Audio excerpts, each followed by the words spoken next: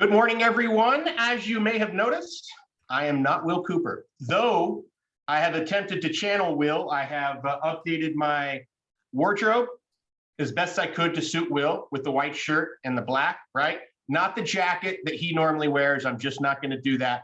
But I did add some decor that Will would appreciate. I have no idea if that's actually Rush, but that was the first picture that did come up when Google said that that was Rush. And I don't know if that's a real Rush album right there, but it probably is. Anyway, as the email said, and as we mentioned on sales meeting, we are working with buyers, and that is on page 104 of your manual. So we're marching our way through this coaching manual. I think this is a really good timing for this class and for this information. And over the years, I've talked about this subject and talked to agents about this subject. This seems to be more appropriate than ever, it seems. So let's just, by the way, I want everybody to make sure that your fingers are ready to type, ask questions, contribute, all of those things, and have this be really interactive, because a lot of these subjects have a lot of personal perspective on it, right? How you prefer to do business, the things that you want to do or are comfortable doing are very different than other people. So on some of these things, there are no right answers, there are only right answers for you. So let's talk for a minute about market conditions as it relates to our buyers. It seems pretty obvious to me that for most real estate agents along the Wasatch Front and the Wasatch Back, that this market is easily the most challenging it's been for buyers. And it has put us as real estate agents in a very precarious position that we're not used to or comfortable being in. And those things are rather obvious, right? We are forced to give advice that is contrary to advice we've been giving for the past 20 years. And what we should be doing is screening our buyers a lot better than we have done in the past. So let's talk a minute about some of the unique challenges that are being placed on us as it relates to buyers. Just throw in the chat there, what are even if it's the obvious stuff, what are your biggest challenges so far when you're working with buyers? I would say some of the obvious stuff would be that it's probably much more difficult to find a buyer who's ready to participate in this market. We are probably talking to buyers who in other times in other markets would be ready to buy and maybe are qualified. But being qualified to buy and being ready to buy in this market are two very different things, right? So one of the challenges, Sarah says, is not getting the house they want. That's huge. That's a huge thing. Convincing them it's a good time to buy. Big deal. Big deal. Dollars over appraisal. Qualified people, many qualified people out there in this market just simply aren't going to be able to do that. It doesn't have anything to do with the desire, right? Multiple buyers for the same property, that's a huge deal. That's an ongoing issue within the brokerage. Wendy says, helping them understand how quickly things move right now. That's very difficult to convey, even when we sit down and have a real discussion about what the problems are. Experience is almost the only thing that can convince somebody of what we're saying, right? Kevin says, bargain hunters are not real buyers in this market. How true is that? And you know what? I don't know why, but it almost seems like I've been hearing and seeing more of the bargain hunter mantra, right? So the seminar, the real estate seminar talk track that comes out and hits the market like, oh, well, I'm not represented, so I'm looking for a discount, right? Or similar language to that, right? They're trying to pull some trick that they don't think has ever been exposed to this market, and they're the first ones. Bettina says, nervous about selling when there is nothing out there. Very true. Helping them move quickly when they feel pressured. Big deal. Lauren, hurry up and wait situation. And you have to be ready as soon as what you want hits the market. Very, very true. Robert hits a very good point. Spending more on the house than they really should, right? How do we talk about budgets? How do we talk about what's appropriate to spend? when we have to convince people that, oh, by the way, whatever an independent third party, AKA appraisals say this property is worth, you have to sort of ignore that and throw more money at this property. Page, this is one that a lot of people are having to overcome right now. They think because they saved up $25,000, they're ready to buy. I mean, right? For my adult life and my 16, I don't know, 17 years in this business, that's a qualified buyer. I mean, it's not now. I mean, they're qualified, but are they ready to compete in this market? Big question. So those are all really, really good points. Those are the major challenges that we're facing. And before we dive into a lot of this, kind of the overarching theme of working with buyers that I want to present, and I'll do my best to channel Will's message, is that having an actual sit-down consultation, listing style presentation to these people is not only the best choice and best use of your time, but it's definitely the best use of their time as well, for several reasons. The first of which, as you'll see, there's a huge education component, which is no mystery, and that's not news to anybody, but now it's more important now more than ever. There's also talk about vetting our buyers. It does appear that attracting a buyer, attracting a lead is not as difficult as it once was. There's more buyers than there are houses. But if we choose the wrong buyer and we choose to work with people who aren't ready to compete in this market, what are we doing to our business? What are we doing to our personal lives? And how does that actually affect our income? Well, if we aren't drawing real hard lines in the sand about who we're willing to work with, we risk spending a lot of time that is not going to produce any results for us. And that can be a serious detriment to our income, right?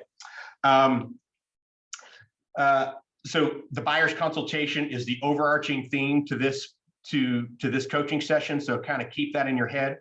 If you're not doing that, if you're not doing a buyer's consultation, I would strongly encourage you to just ask yourself why I'm not doing that. Very likely your answer is that in the past, it hasn't really been a thing that I felt the need to do, right? So somebody may call on a sign, you may go meet them somewhere, you may show them a little bit of real estate, and it's very appropriate for you to actually spend some face time with them, get to know them, establish a relationship before you can really ask for business, right? So, but I would encourage you to maybe rethink that in this current market and these current conditions. So let's move on. We're still on page 104. Let's talk about the opportunities and challenges of working with buyers. And I'm going to just read through a few of these that are here. Some of the opportunity, finding the right home for someone is rewarding. Absolutely, it's rewarding. As someone who was born and bred in the commercial world, I'll tell you that completing a transaction has no other value other than I earned a paycheck and I got a deal done. There's really the intrinsic value of like, I feel good about helping somebody doesn't really exist there. I never really felt that. And I see agents when they complete deals and put first-time home buyers in houses, those are meaningful for you. You can actually have a good feeling about when you do those. Buyers can equal quick transactions, definitely possible. An agent's fee is often paid by the seller, very true. We aren't having to go out and negotiate our value. Buyers are shopping online, buyers refer future business, all very true. What are some other things? What are some other opportunities that we may have with buyers? One of the big things for me is building our SOI, right? Adding one more person to that SOI who can help refer us business. Let's talk about the challenges, because we have been talking about some of those challenges, and these are the things that I think we're going to focus on the most, right? What are these challenges? And we've already mentioned a whole bunch of them. A lot of those. So buyers often change their minds. How many people have worked with a buyer, shown several homes, and then they just said, well, I'm just going to keep renting, right? That seems like it's very common. They see the market, they're exposed to what's going on, and they're forced to either compete or get out of the way. Happens a lot. And it seems like that outcome is highly likely in this market, which is that's one more reason why we need to sit down and have real serious discussions with people. Are you actually ready to do this, ready to conduct this type of action to complete a home purchase? Some people just aren't ready to do those things. A big challenge. How many buyers can you actually handle in this market right now? I want to see in some chat how many people can actually handle 4 buyers in this marketplace. Yes, no, 4 buyers. I think 1 is tough enough in the current market, Mike. Honestly, Yep. maybe 2. Yeah, Used right. to say that the most you can handle is maybe 3 buyers at any one time, but with this, as quick as the market is and how aggressive they have to be and how on it you have to be in order to find those properties and be there first, it's really tough to take on more than 1 or 2 at a time. Yeah, and Tara says I have 5 buyers and I'm crazy. Yeah, I mean, there's no other outcome, right? Yeah. There's just no other outcome other than being unbelievably busy when you stack that many people. Leslie says, yes, 2 to 3 is the max I can handle at any given time. 3 to 4 actively looking buyers is the absolute max. I've done it and it's so hard. Wendy points out something that we just discussed. Truly, 1 is hard enough, especially if you're managing a listing, right? All these things, like, I remember when I first got in the business and I was being mentored by a few seasoned agents, and they were telling me that, yeah, in order for me to maintain my income, I maintain 20 listings at a time, right? And it was just mind-boggling to me, the things that the business that they had set up for themselves and what was required for them to maintain their income. Because the market's moving so slow that, those 20 listings would always provide, so many deals per month. I mean, that's completely out the window. And those agents that I know who have obviously been in this business for a very long time, they hate this market. It's just so foreign to them. And so when we talk about how many deals we're actually working on, the number of deals that we can actually work on is decreasing in this market, right? We can only work on so many deals because they require so much of our time and attention. All right, moving on. One big thing, buyers are not always loyal. Isn't that the truth, right? If our buyers aren't directly referred to us by someone close, or we meet them at an open house, do you feel comfortable showing homes without buyer broker agreements? Do you have a lot of confidence in that situation, right? We know at any given time those people can walk. Inventory is a huge challenge with buyers, obviously. I think one of the biggest challenges that we have with buyers, and which speaks to the number of people who we can actually help as buyers, it's sort of uncertain the time that we're going to spend with them, right? We can't predict when the time that we're going to work and how fast we have to move. So if a new home comes on the market, do you feel like we can wait a few days in order for us to go see that home? Listen, I'm going out of town. I'll be back in 48 hours. We'll go look at that home. That doesn't really exist, right? That feels like I'm failing in some way, or we're not moving fast enough. So there's a certain amount of time that you can't properly allocate it and put in your calendar to work with these people. It's sort of as it comes at you, you have to react. And I think that speaks to, yeah, one is incredibly difficult to work with. 2 or 3, also incredibly difficult to work with. Okay. All right, let's move on to 105. Okay. There's a few things on this that I want to share here. No, I don't want to share this quite yet. Let's talk about when we work with buyers, the buyer's consultation meeting. And I want to spend a few minutes on this and talk about, 1, why this is really important, and 2, what we're actually doing here. How many, just in the chat, how many people, their number 1 goal, whether they achieve it or not, their number 1 goal is to have a buyer's consultation meeting? Can I get a sense from people in the chat if you're doing it or you want to do that?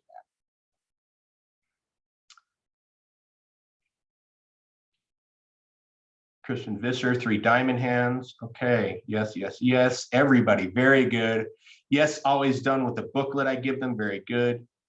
Yes, Sarah, I want to. All right, very good. Yeah, and I think in the past, Yes, sometimes it happens quickly. There isn't time. Yes, Leslie, very true. And that's sort of what I want to speak to. As we try to protect our time and have the most efficient use of our time, this is sort of what I'm getting at. Because there's a great example. Over the weekend, two agents in my office texted me, and within literal minutes of each other, and said, hey, I have somebody reached out to me and found me on our website. And both of them did that, right? And so all three of us, our immediate reaction was, well, this is clearly a weirdo. So they exchanged some information, but this person, this man and wife, was the claim that this man and wife was the claim were interested in seeing a home that was in Morgan, which this home was a little bit remote, right? So you got a remote home, you got somebody you don't know who's contacting you because they looked you up on the website. This all sounds horrible. Well, we did some vetting, we made some phone calls. We're still a little nervous too, but in the end, we figured out that we were gonna go up and have some real precautions and have people go with us. Well, guess what? That was this weekend, this home's under contract and they did, okay? So sometimes those things are real and we're in the sales business, so we gotta jump on opportunities, right? We have to move when someone says move. But that's rare. Those things are rare. And I would encourage you, Leslie, sometimes it happens quickly, there isn't enough time. That sentiment of, I found a buyer called on a home, I need to move quick, they want to see houses, right? I'm going to go back and I'm going to channel Will Cooper. Let's slow down. Let's slow down. If you're going to help them, you want to do a good job and you want to get referrals off of this person. Those are your two goals. You want to get paid and you want to add someone to your SOI. Not to mention, we want to do a great job for this person because we don't want sloppy work with our name on it, right? Slow down. Let's vet these people. Let's determine whether or not they're actually worthy of our time. Now more than ever, we have to protect what is our most valuable resource, and that's our time. Now more than ever, a real estate agent can actually put their foot down and say, you know what, you're not worth my time because you're not prepared for this market or you're not willing to participate in these market conditions. Now, do we say it that way? No, we can say it 100 better ways than that. But the sentiment, in my opinion, stands in that there's way more buyers than there is available real estate.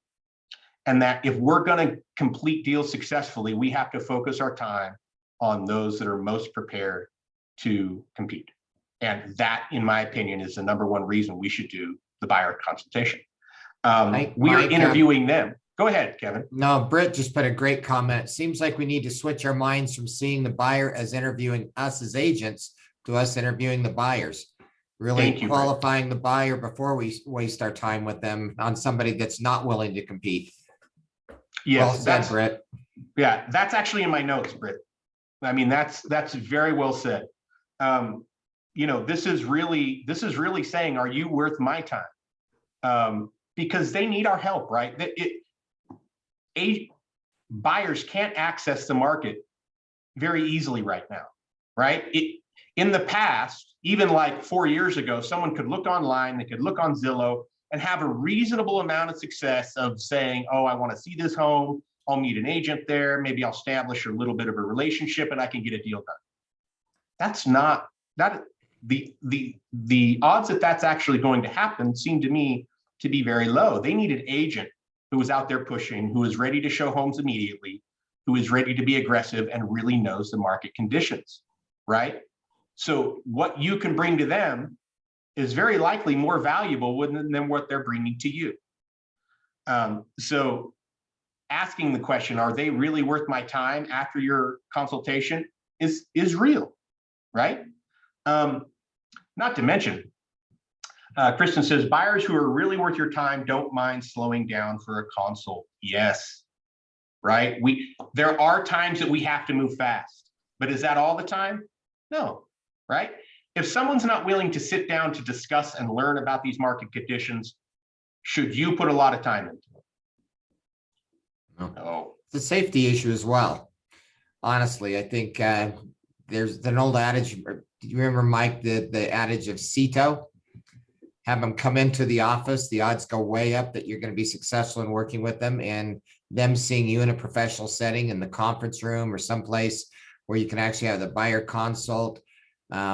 People with a lender that qualifies them if need be, but now you know who you're working with rather than just meeting some stranger at a vacant house. Not a good idea. Yeah, it is. And in the 7 years I've been a broker, there's probably been three instances where meeting an unknown person who you had been communicating with for a while led to some very nervous agents. And there were times where I was driving and I did a U-turn and I was like super panicked. There was one time I was kind of panicked because this agent stopped answering her phone and all those things. And it turned out fine, but these things are real. And we need people in our office, if we can get them there, to talk about real estate. Let's talk about real quick, what services do we actually offer them? Like what do we as real estate agents consider our services? Let me see in the chat. What do we as agents consider our services to be? Like, what is the most valuable thing you offer your clients?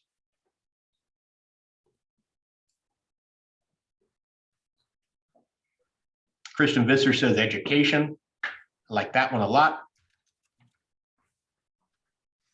Knowledge, options, navigating multiple offer scenarios, helping them design a strong but reasonable offer. Very good. Dedication, the process of buying. Yeah. All right. Let's talk about still staying on page 105. What problems do these services solve?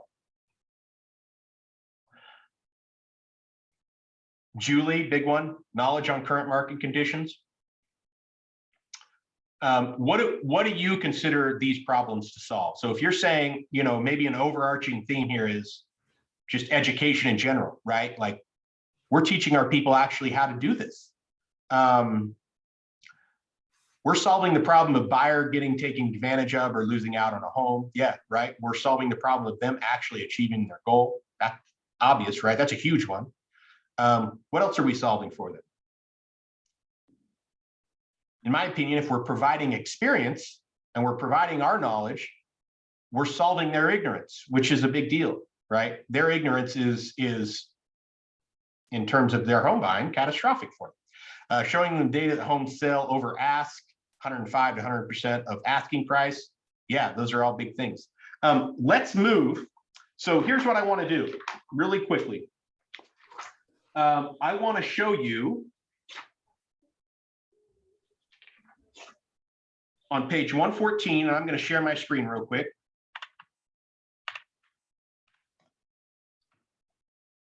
I'm going to share my screen, and I want to show you the difference between what home buyers say they want or what they want most from real estate agents, okay? Doesn't matter what they need, it's what they are saying they want, okay? And it says right here, let's just say half. Half of all home buyers say they want help finding the right home to purchase. So what we just said, the most important thing, our theme there was that the most important thing that we're providing is education. And a buyer says, well, the only thing I want from a real estate agent is to help me find the right home. Those two things are not really lining up well. I mean, it's not horrible, but they're not lining up well, right? They say, well, an agent really is just going to help me find the right home. That's what we really need him for. The number two answer was help buyer negotiate the terms of the sale. We believe that's number one. Right?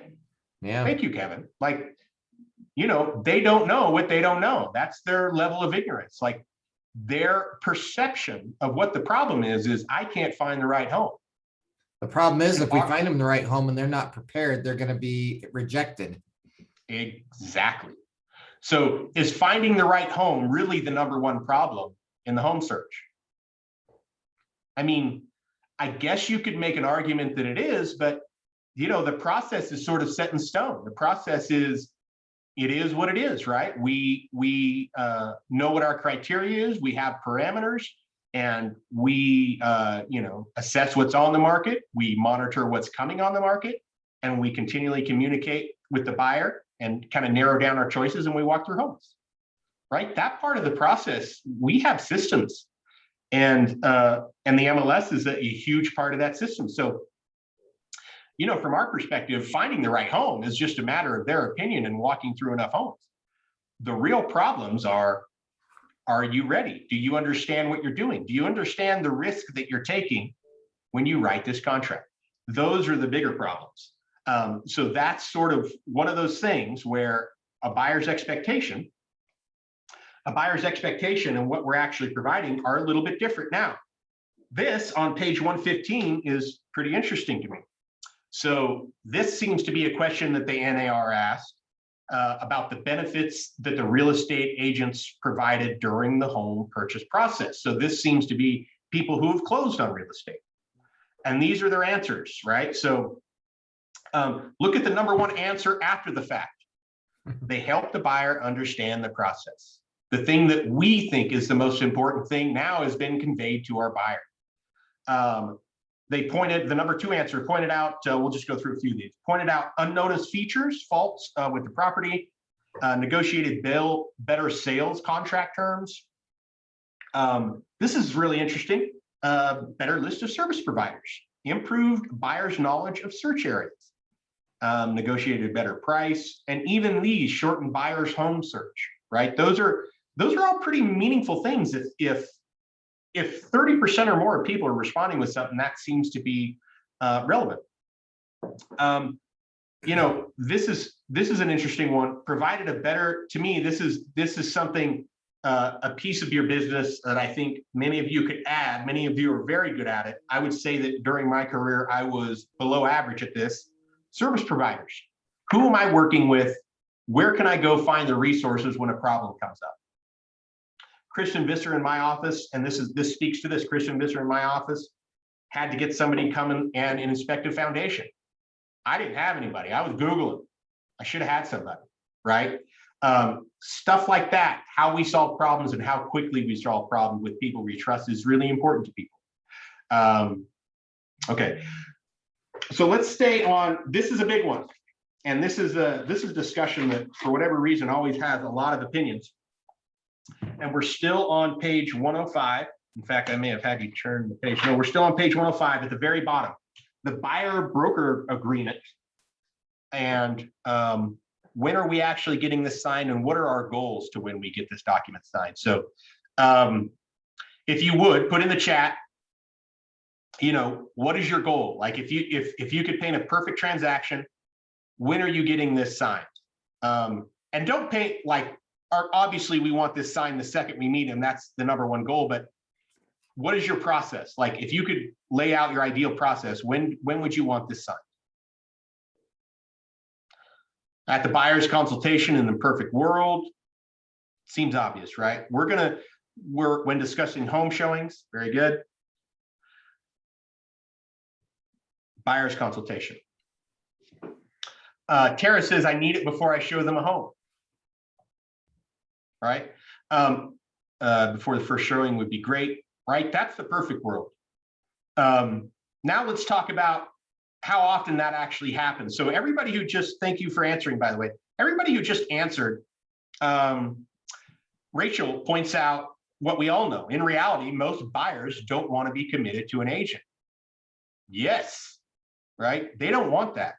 And that's a completely natural instinct. Like, unless we know somebody really well, it takes some time for us to build up trust, because what they're giving us by signing this is a lot of trust that I'm committing to you. Are you really good enough to do all the things that you just told me need to be done?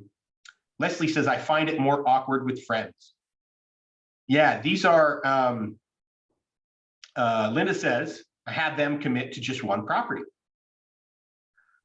Julie says, now I want it after I interview them or not. So my advice here is really simple. Is that there's a lot of situational aspects to when we get the buyer broker agreement signed. You know, if we have old friends that we trust that they're going to use us in the home purchase, does it feel appropriate that we push for that thing to be signed immediately? Most of us would say no, right? A trusted person, we know that they're going to use us, they're committed to us. It doesn't seem like we need to do those things.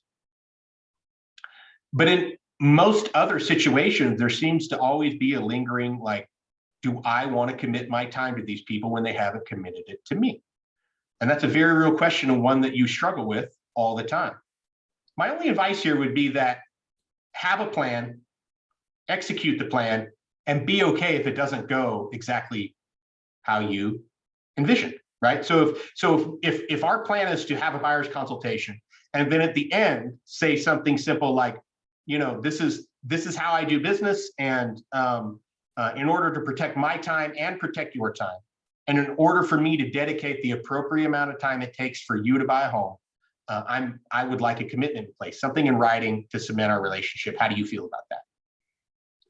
If they just say no, you know ahead of time what your reaction to that will be. Plan for these things. That's really my only advice here, because these things can be very situational. I would say that having a buyer's consultation and after that asking for them to sign the document seems very appropriate, especially in this market. I remember doing this same class 5 years ago, and it was a very different situation. People, you know, everybody kind of knows what that is if you were in the business 5 years ago. It was a competitive market, and listing inventory was dipping every year. And so agents seemed to be much more willing to go show multiple homes without a written agreement in place. But ask yourself that same question now.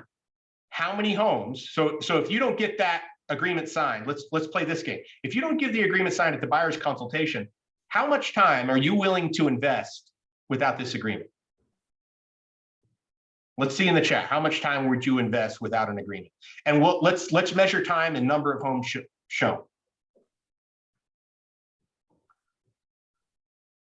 None. 2. Okay.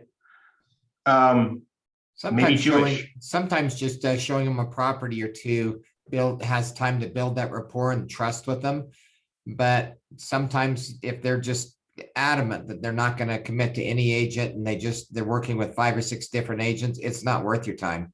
Yeah. If they just absolutely refuse to commit to anybody, say, hey, I'll put that when I see a home that I think might meet your needs, I'll send it to you. But basically the message is, I'm not going to waste my time if you're not willing to commit to me. Yeah. And this can be very difficult, right? Because on the one hand, in order for us to build trust, we have to have some face time. We have to give advice that may be contrary to our own best interest, right? We have to show them that we're knowledgeable, all those things. And that's really hard to do in a 30-minute buyer's consultation. It's really hard to do over the phone, over text message. It's much easier to do when we're in front of somebody, when we're face to face. It's a bit of a cliche for sales agents now.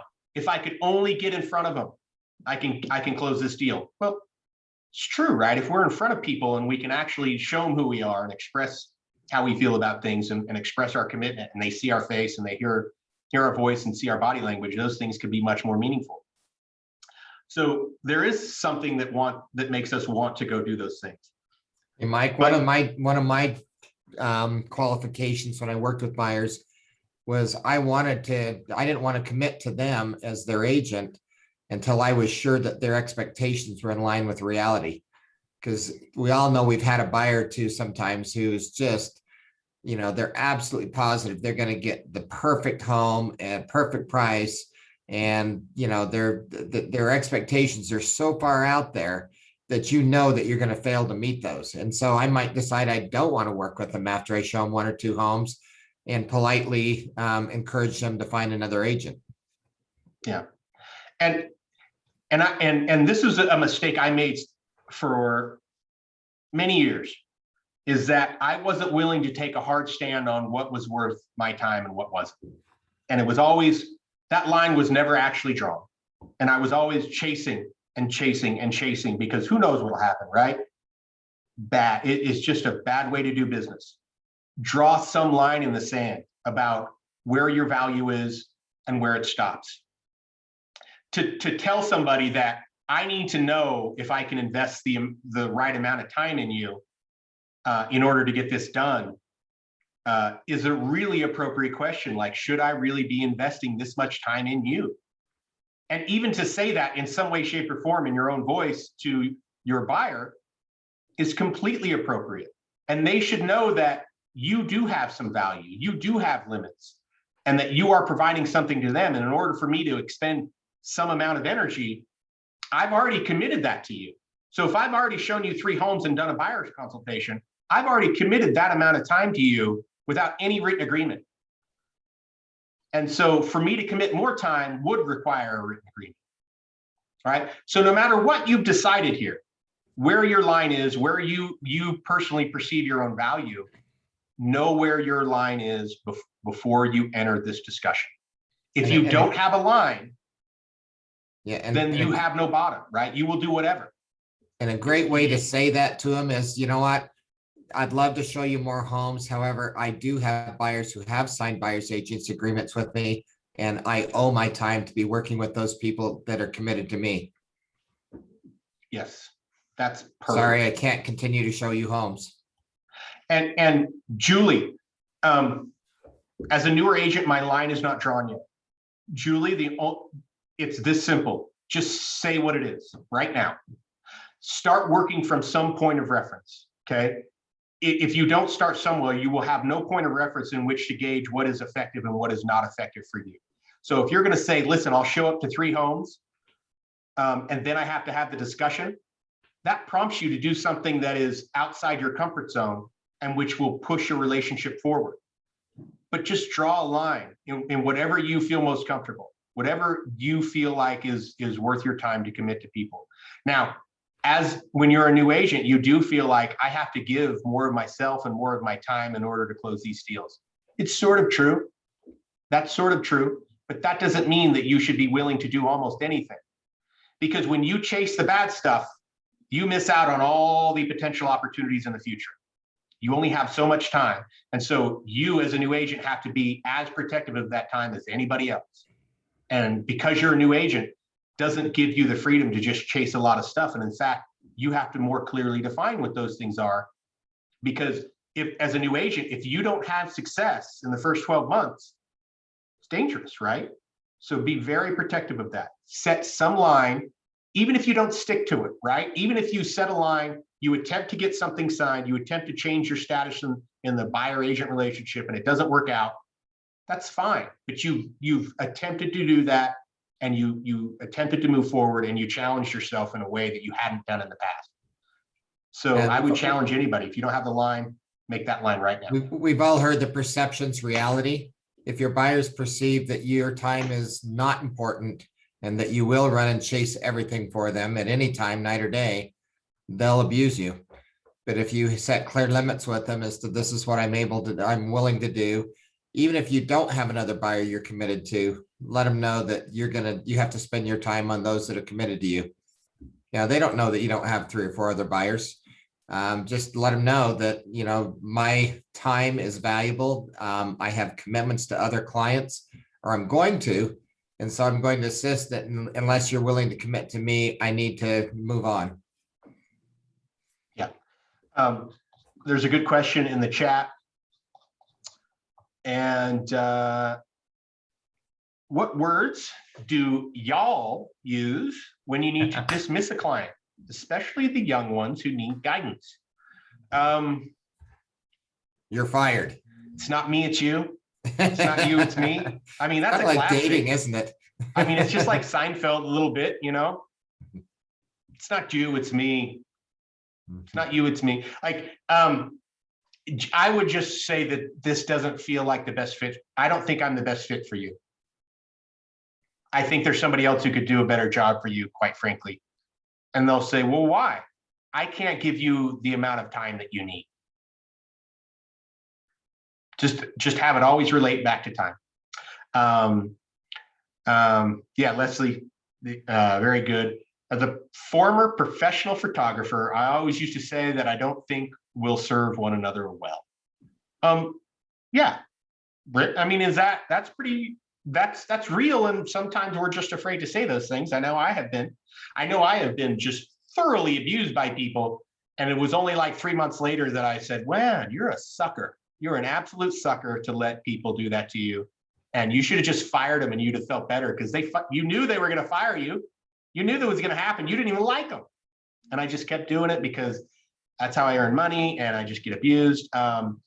So yeah, it's totally okay to fire people. Leslie, I slept like a baby the night I fired. Isn't that the truth? Like, listen, if you've never fired a client, I highly encourage you to like set a goal for yourself. This year, I'm firing somebody. I'm firing one person. And that shows you got standards. Yeah, it does a lot for your mental health. I mean, it's a joke, it's funny, but it's completely true. Because we have to sell our services and go chase business and make people like us all the time. We're always the one pursuing. And when you set your foot down and say, "It's not working out, man," it feels great. I've had people in the commercial world, there's all sorts of consultation stuff, and you got to talk to people endlessly before they do deals. And there was this one guy who kept coming back, wanted to meet every other week. And I remember one day, I just said, "Listen, man, I can't do this anymore. We either have to do a deal or, this free information is done." And I was sort of fed up with it. And it was just my temper speaking. It wasn't like some logical decision. It was just my emotion speaking. And he didn't like it. He left, but I felt great. I felt amazing for actually having had a standard in my life. Like, here's how I do business. And if that doesn't work out, there's somebody else down the line. It feels great. Fire somebody. Make that a goal. I don't know, JACQD. Don't know that. Jacqueline Damon, I believe. Oh, okay, Jacqueline. Learned my lesson the hard way by not getting this signed after showing many properties. This time, people are not loyal. That should be your assumption all the time, that this person, regardless of what they tell me, are probably not going to be loyal to me. That should be the place that you operate from. And until you get something signed, assume that. But let's ask something here. What is the practical? Let's forget about the legal and the contractual nature of the buyer broker agreement. Let's talk about the practical effect of having a buyer broker agreement signed. If someone hates us after a month of having a buyer broker agreement signed, what do? What usually happens?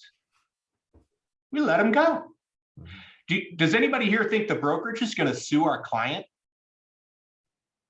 I mean, we could, but why are we going to pursue? Why are we going to invest more bad blood, more negative energy into a deal that no one wants to do with us? Right? And so, if someone is hesitant to get this signed, and just go with them. Just say, "Listen, if you don't like me, and I'm really failing you, let's just have a discussion in 30 days and you can tell me where I'm failing. And if I can't solve the problem, then you can move about the cabin. You don't have anything to do with me," right? How many people are going to attempt to, we're going to attempt to save the client. We're going to attempt to make amends and convince them that we're their agent. But, if they still say no, are we going to hold them to their buyer broker agreement? The only times we do is when they're exiting in bad faith. Right? I've had agents approach me and say, "Listen, I'm working my guts out for these people. I'm absolutely working my guts out. I have done nothing wrong." And then I'll bring, this isn't common, but I've brought those clients in and I talk to them and I say, "Hey, what's going on?" And I defend the agent and I say, "Listen, it sounds to me like this agent is doing everything that you've asked of them. Why are you firing him?" "I just don't feel like it. I don't want to buy a house now." And I go, "Great.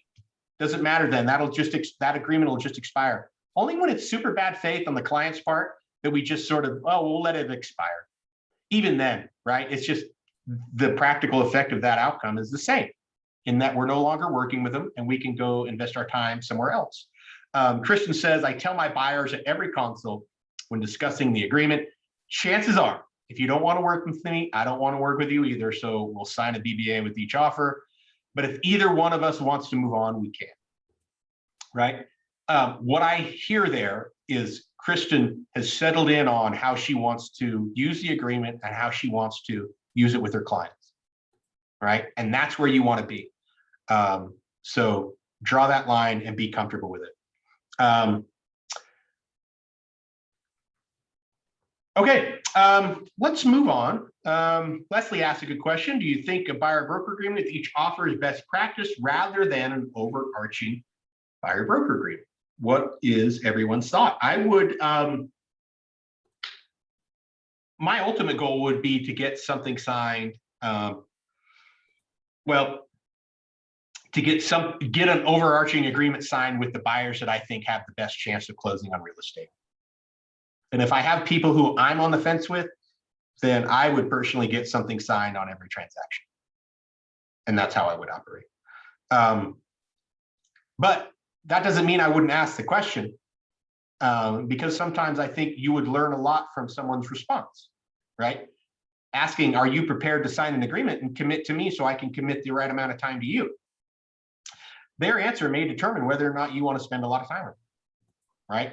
That may be the moment in which they go, I'd like to see how many agents are out there, or I have a brother or sister, or I, do this or that. That's maybe the time that you can flush out some real things by asking them a very pointed question about whether they're willing to sign a document and commit to you. But yeah, like, do you really want to? It goes back to, do you want to commit yourself? Because you're committing yourself to them too, right? It's not a one-way street. That's a two-way street. You're committing to something by signing that. And so, do we want to commit to something with people who we really don't like in the first place? I mean, I've sat down with a lot of people I just didn't like, but I like money, so I work with them. Isn't our buyer broker agreement part of what the Attorney General requires that we have signed? It's partly a consumer protection. Depends on how qualified they are. Yeah, both good comments. We have to have a buyer broker agreement signed with every transaction. That is very true. But it can be transaction specific. It doesn't have to have a time frame. It can be property specific. But we have to get those signed every single time. That's correct. All right, let's move on. Let's go to let's go to page. Let's go to page 109. Let's go to page 109. I'm going to share this real quick.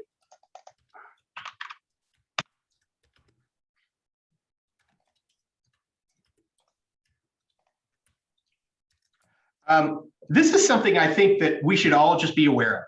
This is the buyer's perception of the most difficult steps of the home buying process. And some of these are very true. Like, let me try to zoom in here. There we go. Finding the right property. Well, half of buyers, let's just say half or greater than half, doesn't matter the age group. Finding the right property is one of the most difficult steps of the home buying process.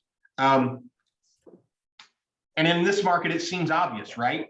Of course, it's hard to find the right property. Of course, you're settling on different pieces, different homes, just in order to buy a home. The next closest one, at less than half, the respondents say, is paperwork. That's real, right? Paperwork is very confusing. I mean, paperwork is so confusing that we have a broker roundtable every single week to discuss transactional issues, and most of them are solved with paperwork. So if those things are a constant evolving problem for us, imagine what it looks like for people who have never bought a home or have bought even 2 homes in their life. So for a total of 60 days in their 45-year-old life, they dealt with buying real estate. They don't have any clue, even if they've done it once or twice, what is involved with the paperwork. The vast majority of them will not read everything. They're not going to understand it to the degree that they should. And so it is really up to us to make sure that they understand what they're committing to and what the consequences are. And that's a huge reason why we have the buyer the buyer due diligence checklist addendum to help us compensate for a lot of the paperwork issues and the challenges that are going to be faced. So just know that, and I know a lot of agents do this because they probably have been burned 1,000 times. They'll go through the contract line by line and talk about it in depth. And that's a good thing to consider doing in your buyer consultation. Another great thing to consider doing is really in your buyer's consultation, or just have this on hand whenever you're ready, is our manual with all these forms. I mean, this is, it's intimidating to look at, but it's not just a facade, right? That's real. And there's a lot of paperwork involved, and it can be very confusing. And as we all know, a huge portion of our industry has no idea what's going on when it comes to paperwork. So just make sure that is a really well thought out and well executed step on your part as far as paperwork goes, because that our clients and the industry is saying that is a legitimate problem. Let's go to, oh, I should have just kept that on. Let's go to, we're almost up on time, but let's do one more thing. Let's talk about one more thing. And I thought this was interesting. This is on page 111. We're talking about the primary reason that people buy homes. Now, let's just say again, half of all respondents, and it looks like the younger you are, it's greater than half. It was just the right time. We were just ready to buy a home. To me, this speaks of an emotional decision, and that's it. People just decide that they're at a certain point in their lives where now is the time to buy real estate. And, you know, it was that way with me when I bought my first home, and it was not really that way when I bought my second home, but there was something to it, right? There wasn't a specific moment in time at which, you know, a number changed from 5 to 6 somewhere, and I was like, that's my sign, I'm ready now, right? It really is mostly an emotional decision. Even the next closest respondent, for the reason they bought a home, did not have much choice, had to purchase when we did. They were forced to, right? They changed jobs, they got a divorce, they had to move in with their parents to take care of them, right? Real hardcore life decisions affect only, 15 to 20% of the transactions out there. The rest of them are really emotionally based, in my opinion. So be aware of that. And when you're doing buyer consultations and you're talking to your buyers about, it's very likely they're going to respond to something that is similar to that, which is, you know what, it just feels like this is the right time for us to buy. We're newly married, or we have 2 kids, and it's, we want to do this, and so we need another bedroom. This is a really good time to nail down and be solid on why they're actually buying a home, because those things can greatly affect a transaction, right? Those things can help you narrow down geography and style of home and neighborhoods and all of those things. So, just be aware of that as you're going through your buyer consultation, that it's highly likely they're not putting a ton of thought into why they're really buying a home. It's just a feeling that they should buy a home. And I think we kind of all have experienced that personally. All right. It does feel like that is a good place to stop. We're not exactly done with working with buyers yet. There's a lot more information to go through. And our trusty sidekick, trusty fearless leader, rush enthusiast, Will Cooper, will be back to finish the working with buyers section of his manual. And so anyway, that concludes Coaching with Will Cooper.